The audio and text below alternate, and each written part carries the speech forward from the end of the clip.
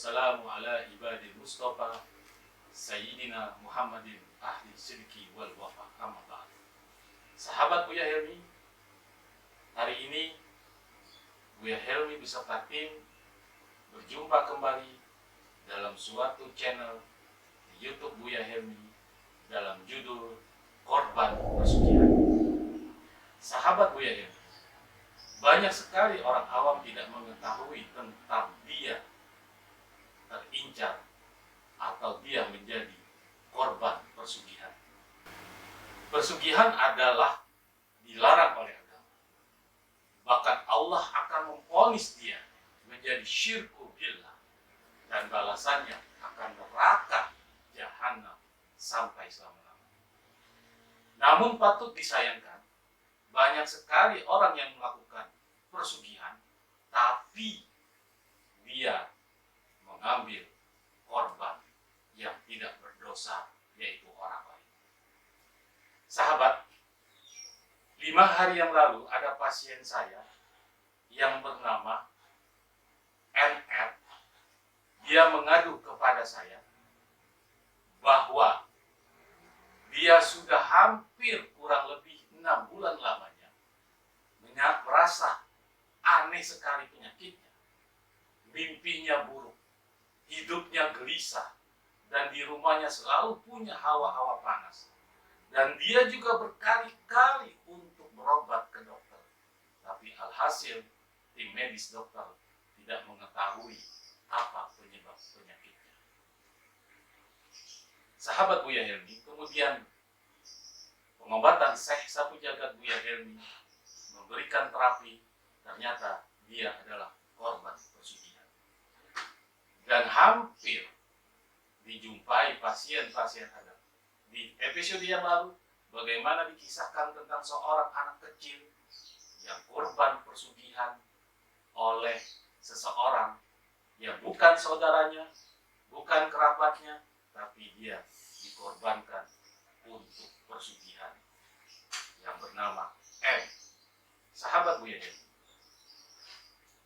selidiki demi selidiki, ternyata korban wanita itu yang umurnya kurang lebih 18 tahun, yang cantik rupawan, putih kulitnya, ternyata dia korban pesugihan karena dia menemukan sesuatu di tengah jalan.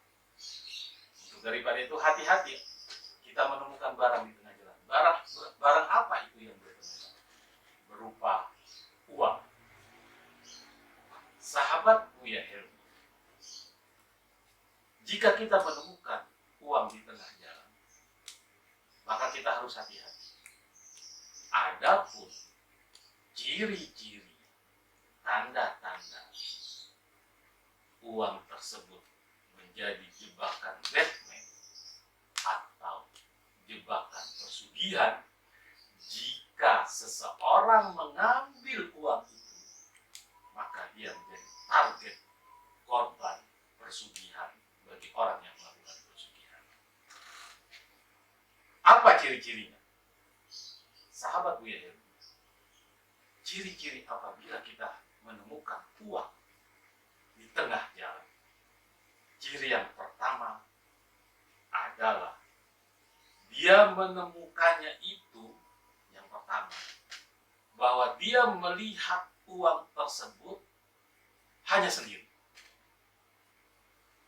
Jadi kasat mata yang dia lihat bahwa ada segempok uang atau ada beberapa uang atau ada uang kertas di tengah jalan, apabila dia memanggil temannya untuk melihat uang itu tidak terlihat oleh temannya. Kalau dia berdua atau bertiga, tapi kalau sendiri tidak mungkin dia memanggil temannya. Dan dia merasa melihat uang tersebut sendirian.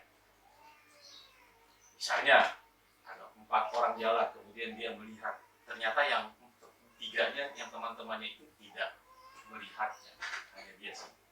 Itu ciri yang pertama, uang itu tidak terlihat oleh orang lain kecuali yang target sasaran. Yang kedua, uang itu tidak sedikit, bukan 50, bukan 100, atau jumlah rupiahnya 50.000, 100.000 gitu. Tapi ada lebih dari 3 lembar. Jadi uang itu bisa banyak, bisa bertumpuk, dan bisa bertebaran. Lebih dari 3 lembar. Waspadai. Apabila kita menemukan uang tersebut, kemudian uang tersebut lebih dari 3 lembar, maka uang itu tidak sedikit jumlahnya, tapi banyak.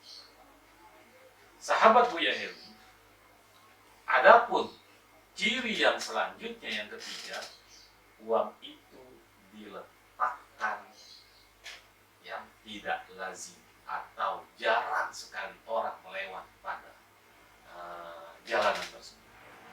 Misalnya di sebuah gang yang sangat tidak pernah dilewati, pokoknya bukan jalanan umum.